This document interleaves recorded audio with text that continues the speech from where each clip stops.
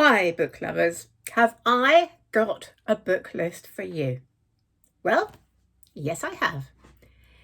It's Women's History Month this March, so I thought this is a really good opportunity to go through my bookshelves and find some fiction books and a few non-fiction that are about women throughout history. I've chosen several different types of books. Some of the fiction books are about a particular woman in history. Some of them are about women in a particular period in history. And some of them I've chosen for the actual writer as being a significant woman writer in history. And I've also chosen 3 non-fiction books for you at the end. So get yourself a cup of tea or coffee and something to nibble and sit down and enjoy. Now, as usual, I'm going to start with the earliest published of the books I've chosen and go through to the latest. And the first book I've chosen for the writer, and it's Mary Shelley. And the book is Frankenstein. Now, I've chosen Mary Shelley not so much because of the book, even though it is the most amazing book, but because of who Mary Shelley was.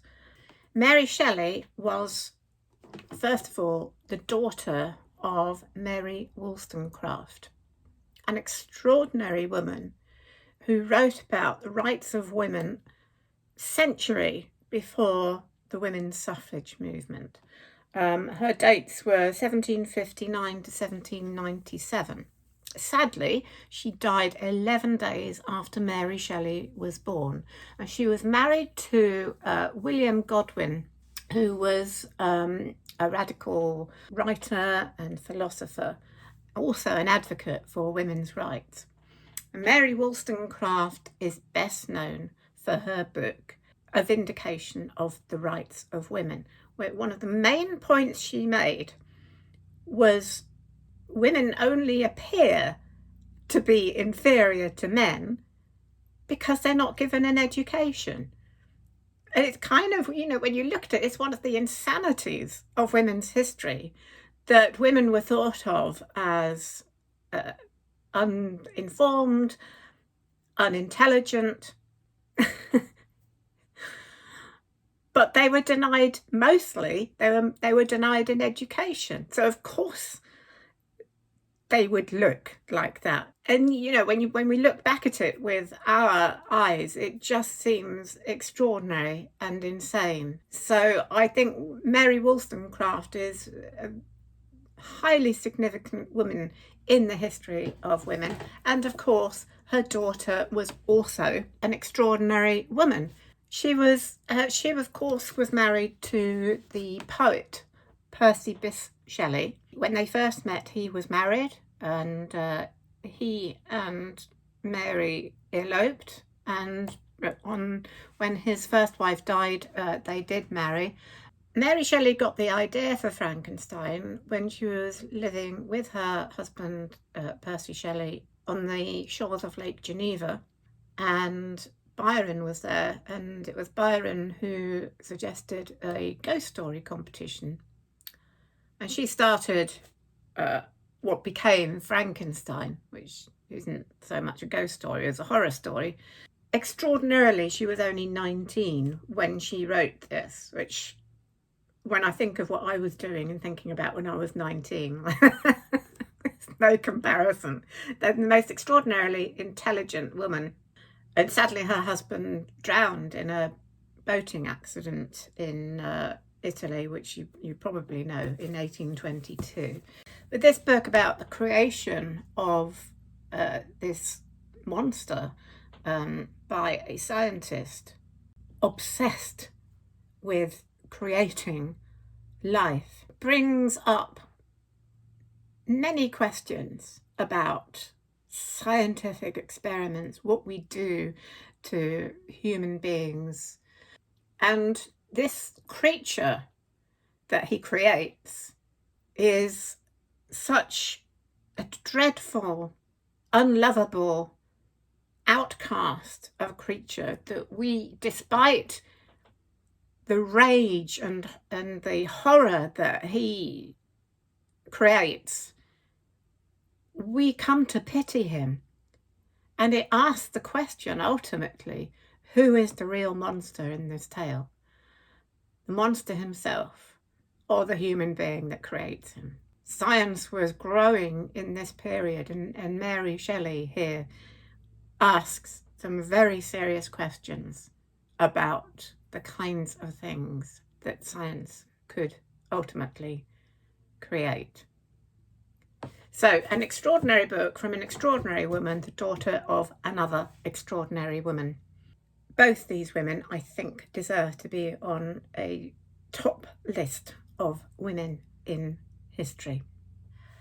My next book I have chosen both for the content and for the writer, and it's this nice little edition I have of Cranford by Mrs. Gaskell. She was, of course, Elizabeth Gaskell, born Elizabeth Stevenson.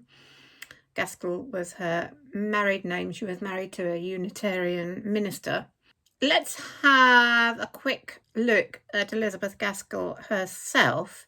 She began writing novels when she and her husband lived in Manchester, and she became very interested in the industrial society. And of course, her most well-known books are this one and North and South, which is very much set in the industrial age, and Wives and Daughters.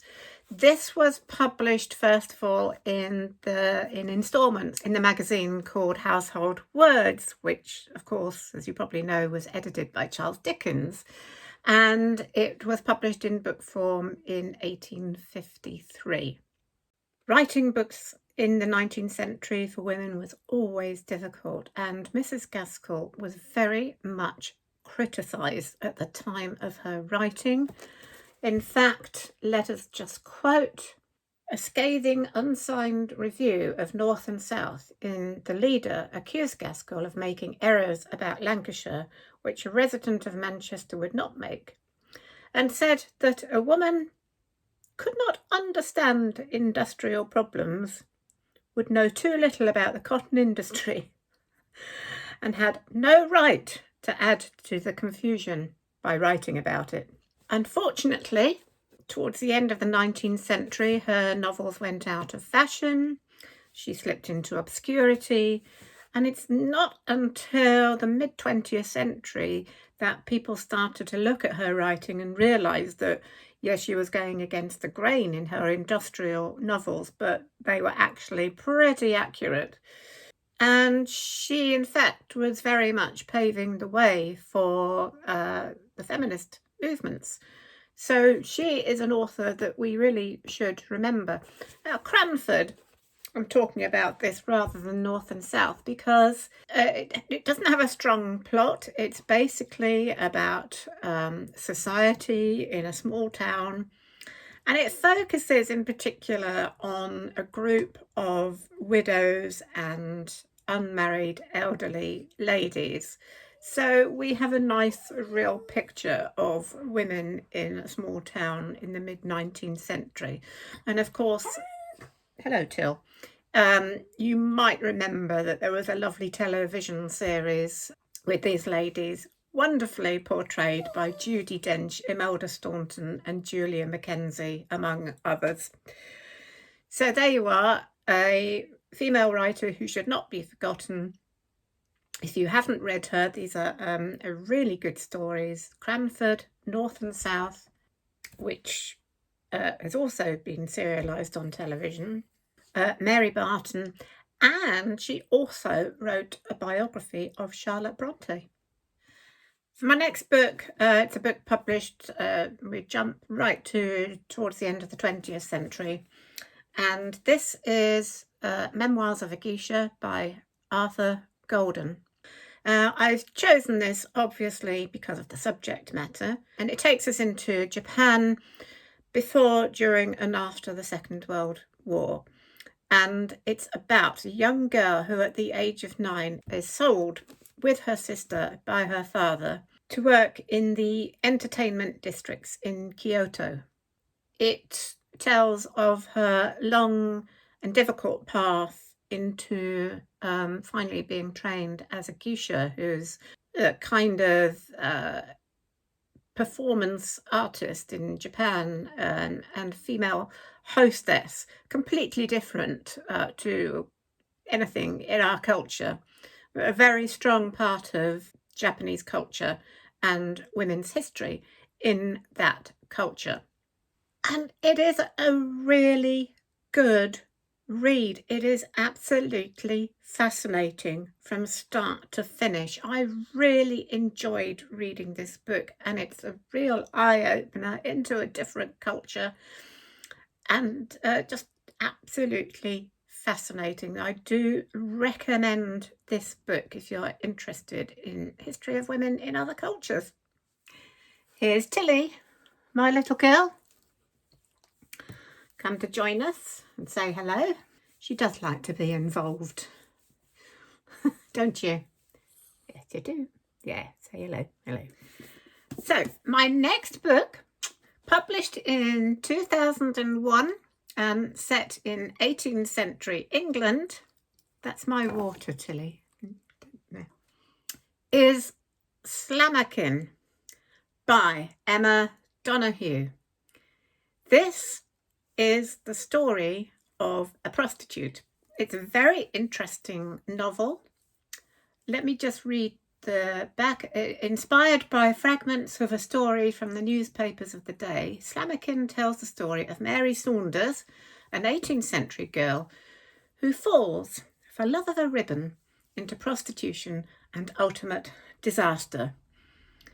It's a really good read, and it's basically about the limitations set on women's lives at this time. If you did not want to marry, if you did not want to be in a trade, one of these extremely tedious and underpaid trades such as seamstress or maid, what choices did you have other than to become a prostitute?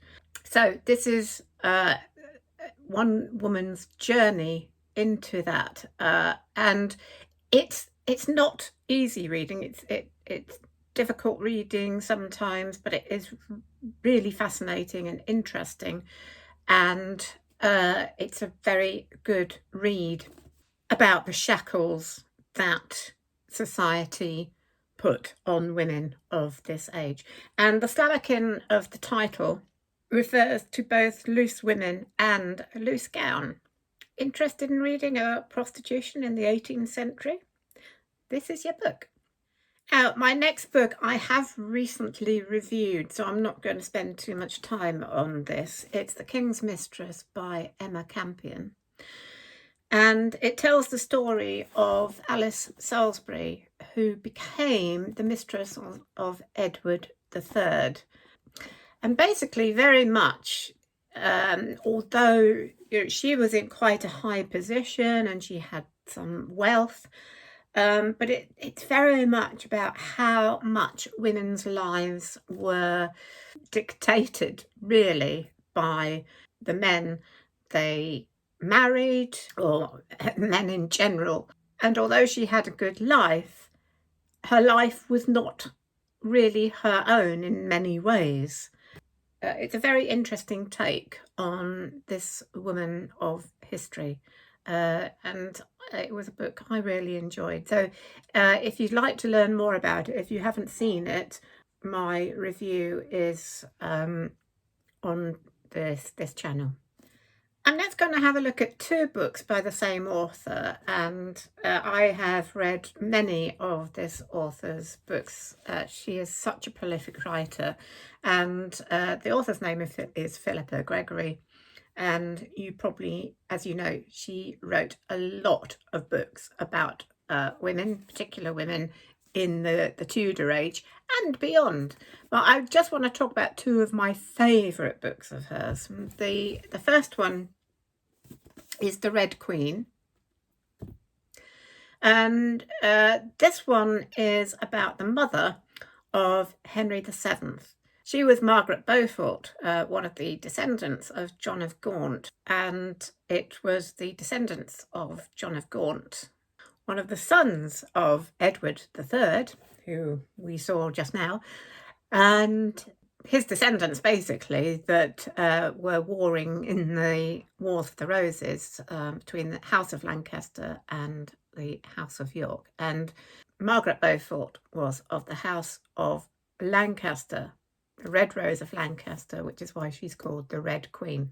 She was a highly religious woman, but a highly intelligent and powerful woman who passionately believed in her line to be the legitimate heirs to the throne of England. From memory, I believe she had 3 husbands. Her son Henry went into exile for a while, but she was determined that he should be the next King of England. And this is basically about her life and how she fought to get her son onto the throne. A really good read. I found it really fascinating. And my other favourite Philippa Gregory book is The Taming of the Queen. And this is about Catherine Parr, Henry VIII's 6th wife. That's easy for you to say. And a real fascinating insight into the character of Catherine Parr. Again, very much about the lack of choice for women in this period. So when she receives an offer of marriage from King Henry VIII, how can she refuse, despite the fact that she had a secret lover, Thomas Seymour? Of course, with the history of Henry VIII's former wives, she knew full well that this was a very, very dangerous line to tread.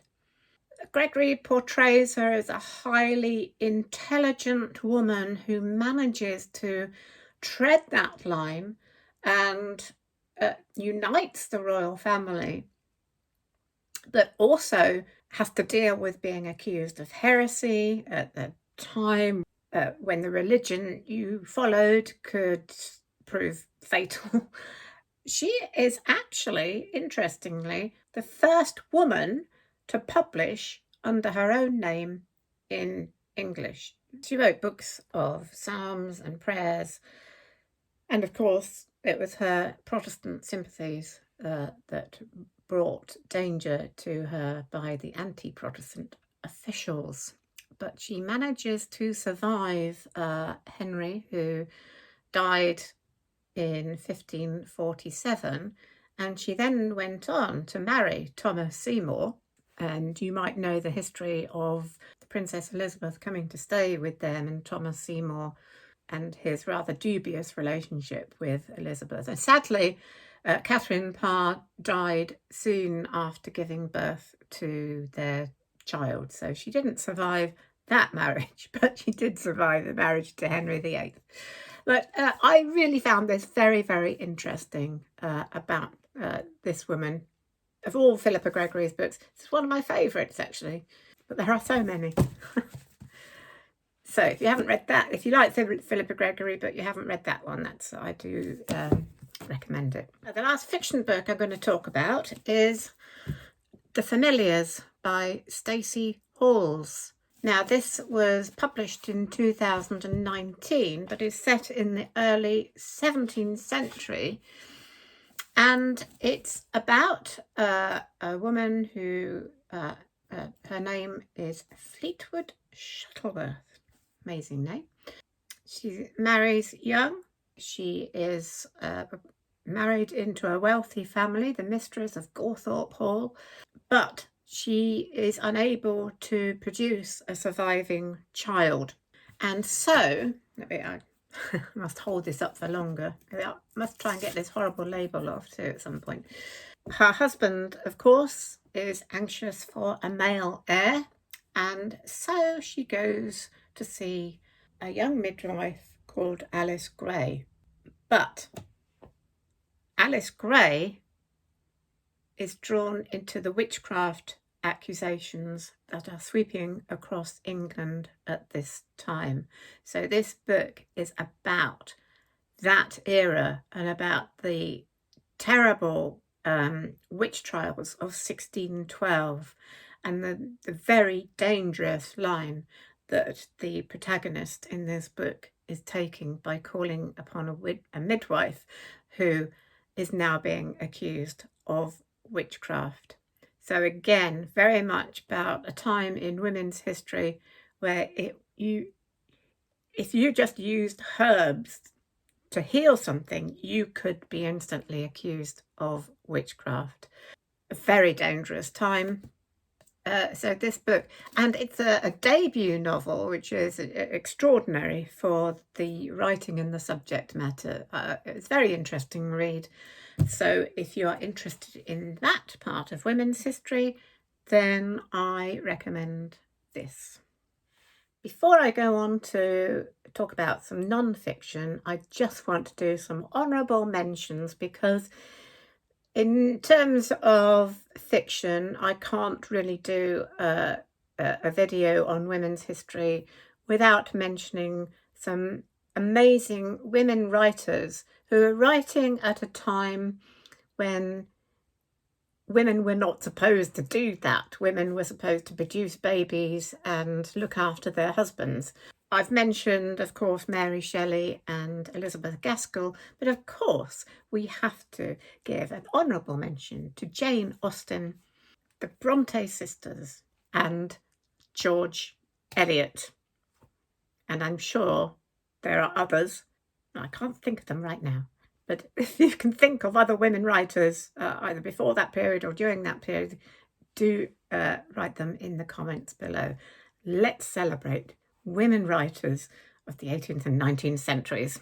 And I just want to quickly go through some non-fiction books that I have found very interesting. We were talking about Catherine Parr just now, and I've always been fascinated by the Six Wives of Henry VIII. And a long time ago, I bought this for myself. It's The Six Wives of Henry VIII by Antonia Fraser, a great historical writer. And this is absolutely fascinating book that explores the lives and the characters of each of Henry VIII's six wives. And as I say, I bought it some time ago. It's published in 1992. I'm sure there are other books about the same subject since then, but this is the one I have, and I really enjoyed it. There we go, Six Wives of Henry VIII by Antonia Fraser. If you're interested about women's history in general, this is a book that I bought for myself as part of research when I'm writing. I used it, I think, when I was writing Isabel Bright, which is my historical novel set in Victorian theatre. And also I used it when I was writing Out of Time, I think. And it's called Women in England, 1760 to 1914, A Social History by Susie Steinbach. It's a really good, detailed history about women from all walks of life. So working class, middle class, upper class, from in that period. So if you're very interested in this subject, then that's what I would suggest. And of course, it has a whole section on suffrage movement. And lastly, if you're interested in more up-to-date women's history, or 20th century women's history, this is actually a book that I was on my reading list when I did my Open University degree. I did a module on women in 19th and 20th century, and this is Women and Families, an Oral History, 1940 to 1970 by Elizabeth Roberts. And it basically is what it says on the cover, but it uses quotes from women of the period. As it says, it's an oral history. If that is of interest to you, then I would definitely recommend that. Obviously, I am sure there are more books about women's history since these, but these are the ones that I have and have enjoyed, so I recommend them to you. So that is my list. I am sure you can think of many more books with the theme of women's history, whether it's the writer or the subject matter. So please do put your suggestions in the comment boxes and enjoy reading about the history of women in Women's History Month. I hope you've enjoyed that, and of course I will be doing more book reviews and more book lists. I think later in the month we've got Easter coming up. It's quite an early Easter, so I shall be trying to put together a list for Easter, and if you have any suggestions for that, do let me know. So do make sure that you are subscribed to get notifications for my future videos, and I will see you again very soon. Bye for now.